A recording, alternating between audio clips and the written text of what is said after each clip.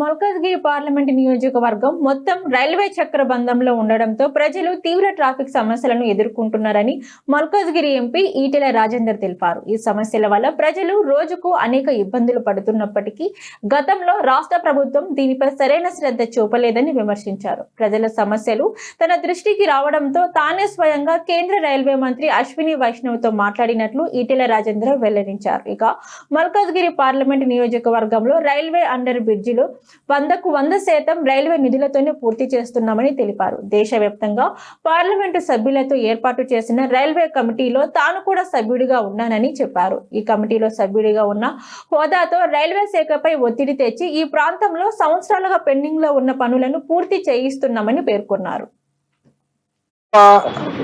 ROB కట్టలేకపోయింది.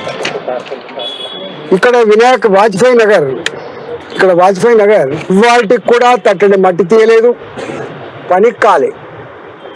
అంటే దీన్ని బట్టి అర్థం కావాలి అంటే రాష్ట్ర ప్రభుత్వం ఎంత శ్రద్ధతో ఈ ప్రాజెక్టులు అమలు చేసుకుంటుందో మనకు అర్థం కావాలి.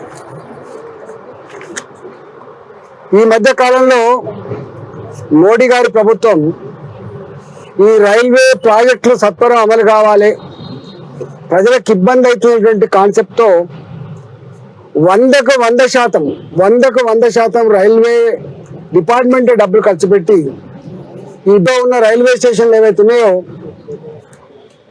10 లక్షలు 5 లక్షలు ₹1 కోటి 2 కోట్లు శాంక్షన్ చేస్తే సున్నమేడానికి రిపేర్లకి సరిపోతున్నాయని చెప్పి వారు భావించి ఈ డిపార్ట్మెంట్లో ఒక రెవల్యూషనరీ చేంజ్ తీసుకొచ్చాడు. దాని పేరుని అమృత్ రైల్వే స్టేషన్లు. ఇలా అమృత్ రైల్వే స్టేషన్ల కింద మల్కాయి రైల్వే స్టేషన్ కావచ్చు, మేడ్చల్ రైల్వే స్టేషన్ కావచ్చు, సికింద్రాబాద్ ఎయిర్పోర్ట్లను తలపించే పద్ధతి నిర్మాణం అయినా మీకు తెలుసు.